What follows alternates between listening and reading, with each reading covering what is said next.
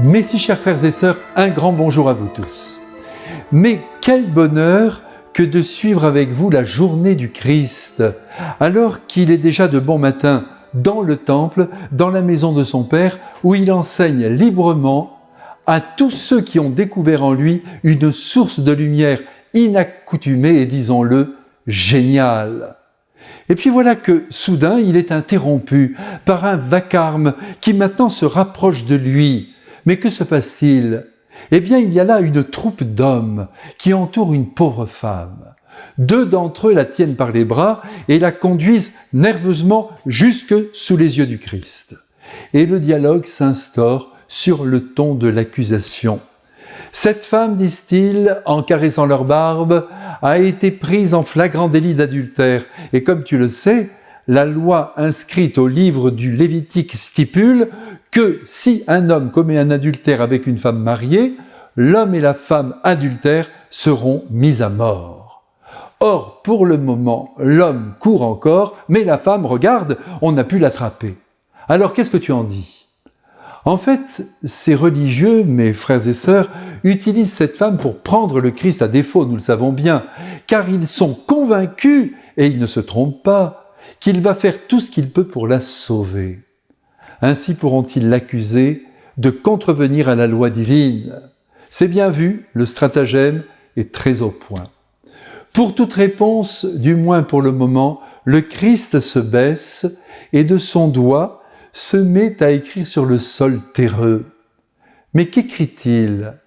Eh bien, certains pères de l'Église diront qu'il dressait alors la liste des péchés de ses accusateurs, d'autres qu'il cherchait à gagner du temps pour préparer sa réponse, d'autres encore qu'il ne voulait pas fixer la nudité de cette femme. Après tout, qu'importe, ce qui est sûr, c'est que pendant qu'il agitait son doigt sur la terre, les accusateurs de la femme et du Christ redoublaient de hargne. Ah, ils ont bien vidé leur sac de haine.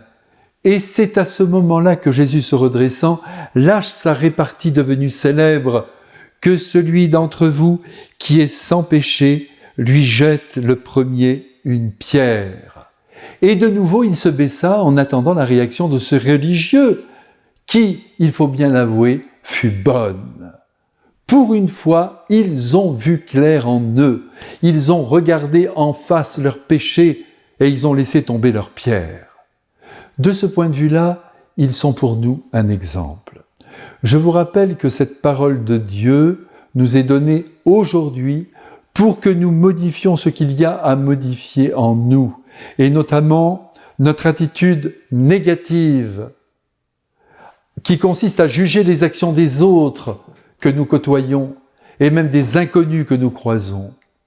Eh bien, laissez-moi vous dire, et je me le dis à moi-même, que dès l'instant où nous perdons de vue que nous sommes des êtres imparfaits et que nous avons tous commis, chacun à son degré et chacun dans son domaine, des erreurs, appelez ça comme vous voulez, des défaillances, des fautes, des péchés, autrement dit, dès l'instant où nous nous croyons indemnes, purs, meilleurs que les autres, et donc moins pécheurs, nous perdons l'équilibre moral que le Christ veut nous voir vivre et professer.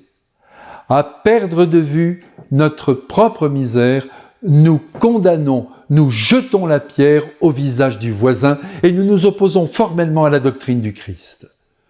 Pour en revenir à la femme de ce jour, objectivement, reconnaissons-le, elle a commis un acte répréhensible. Elle a couché avec un homme qui n'était pas le sien. Et cet homme, d'ailleurs, est aussi coupable qu'elle.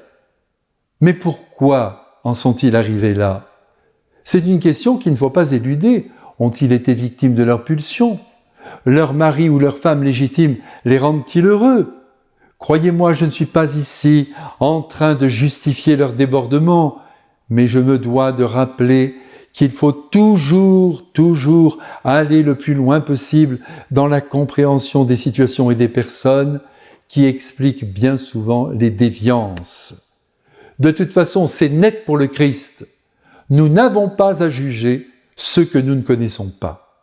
Jugeons-nous plutôt nous-mêmes, et même dans ce cas, avec indulgence.